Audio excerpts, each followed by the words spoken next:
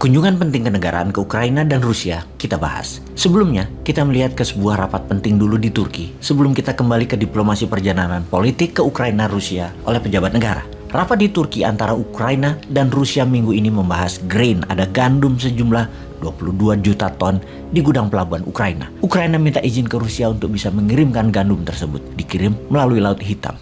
Setelah pertemuan tersebut, para delegasi kembali ke ibu kota masing-masing dan menurut pengamat militer, pastinya Rusia akan tetap ngeblok gandum tak boleh keluar Ukraina. Hal ini membuat runyam pemakan roti dan pemakan mie, terutama di wilayah Afrika dan Timur Tengah, karena makanan utama mereka dari Ukraina dan Rusia. Rusia menahan karena embargo dan sekalian aja ditahan. Kalau Ukraina, diblok Rusia kapalnya.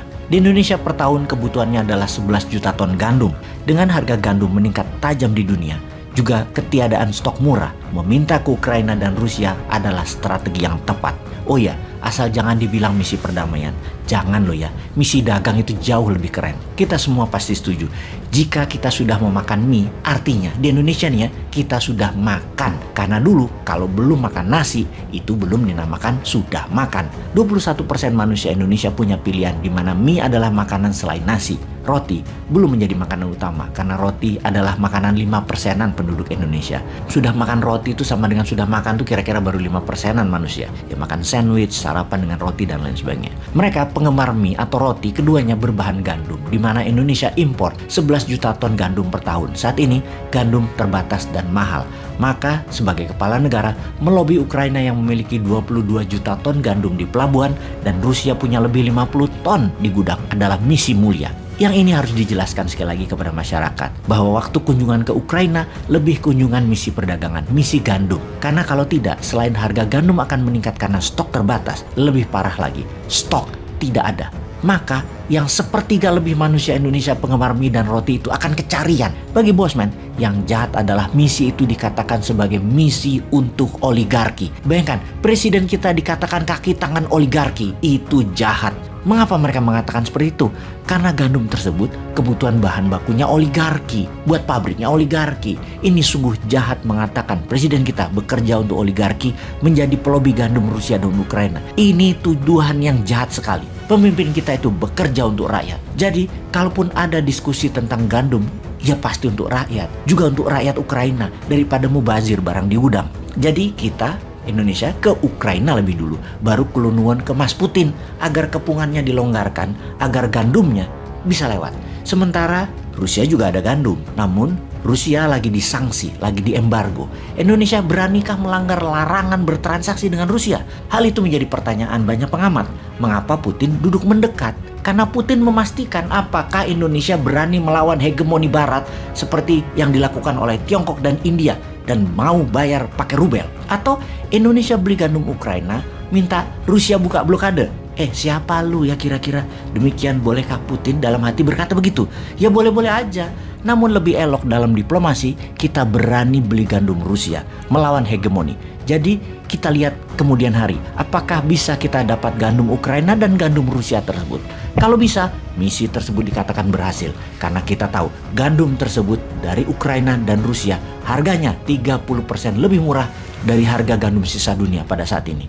Kalau ternyata gandum tersebut tidak datang dari Ukraina atau dari Rusia, bukannya misi tersebut gagal, tetapi bersiap-siap harga mie instan naik 20%, harga roti-roti lainnya juga naik. Naik masih lebih mending kalau kosong atau nggak ada barang. Nah lu, kumaha eta? Lalu ada yang mengatakan misi tersebut misi perdamaian. Nah ini yang bikin kepala muter 7 keliling. Mendamaikan Rusia Ukraina. Apa alat tawar Indonesia ya? Ngomong apa kita sebagai penengah itu? Negara Turki ya, banyak dipakai sebagai tempat diskusi para juru damai dunia termasuk pertemuan Ukraina dan pihak Rusia. Karena Turki memang mitra Rusia. Turki adalah safe haven uang pejabat dan pengusaha Rusia.